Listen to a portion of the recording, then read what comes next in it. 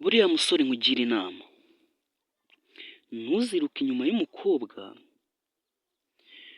nta mafaranga ufite, ntuzajye mu bintu by'urukundo nta mafaranga ufite, kubera yuko nubijyamo nta mafaranga ufite, utwo uzajya ukorera twose azajya agusaba nkeneye amafaranga yo gukoresha imisatsi, nkeneye amafaranga yo gukoresha inzara, nuko utumuhe ukukire ibyo ngibyo,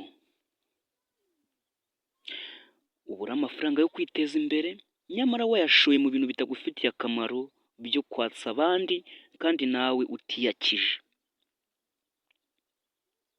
Inama iri aho ngaho, manza ukorere amafaranga wiyubake, ushake inzu, ushake n'ibindi bintu byose ukeneye mu buzima bwawe, ubone kujya muri ibyo bintu byo kujya mu bakobwa.